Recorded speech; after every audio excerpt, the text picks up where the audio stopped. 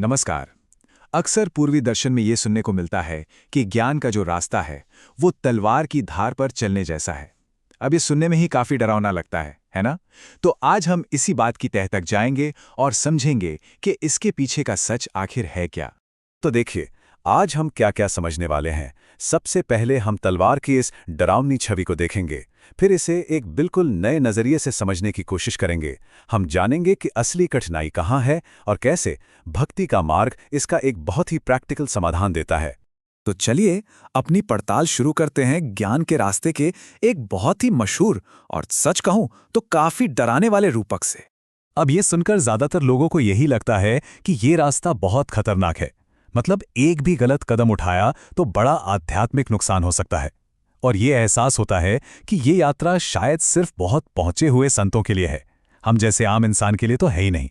लेकिन क्या हो अगर इस बात का जो मतलब हम समझ रहे हैं वो पूरी तरह से सही ना हो? चलिए एक अलग ही एंगल से इसको देखते हैं और समझते हैं कि बात आखिर है क्या। अब देखिए, यहाँ पे नजरिए में एक बहुत दिलचस्प बदलाव आता है। इस रूपक का असली मतलब ये नहीं है कि तलवार चलने वाले को चोट पहुंचाएगी, नहीं, बल्कि इसका मतलब ये है कि ये रास्ता खुद एक तलवार की तरह है जो यात्री के अंदर की बाधाओं को, जैसे कि अहंकार और पाप, उन्हें तेजी से काट देता है। ये खतरे की नहीं, रफ्तार की बात है।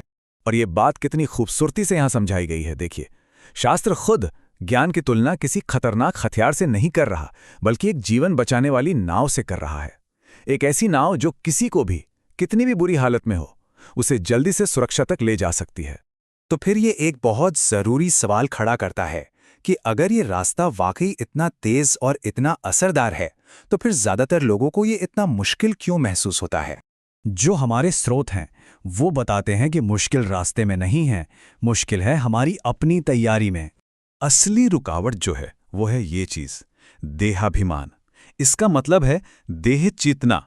ये एक बहुत गहरी मान्यता है कि मैं ये शरीर हूं, और जब तक ये मान्यता बनी रहती है तब तक उस आध्यात्मिक सच को समझना लगभग नामुमकिन हो जाता है कि मैं ये शरीर नहीं हूं।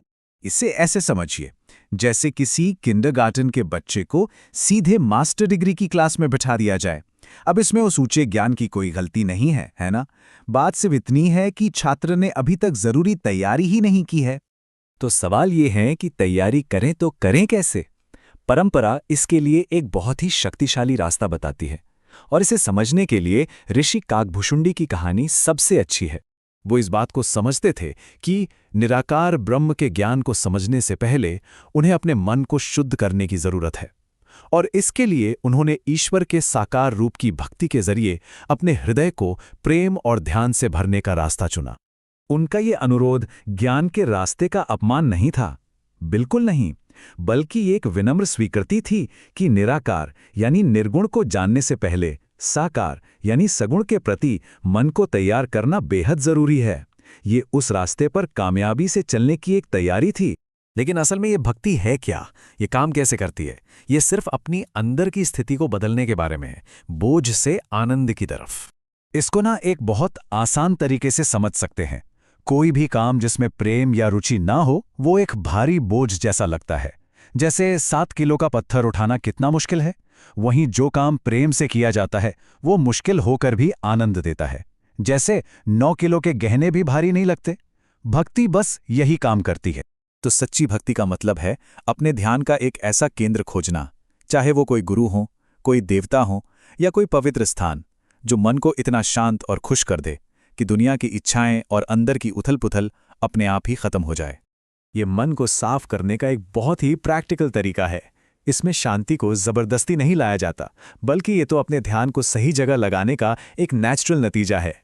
तो मतलब साफ है, ये दोनों रास्ते, ज्ञान और भक्ति, एक दूसरे के दुश्मन नहीं बल्कि एक दूसरे के पूरक हैं।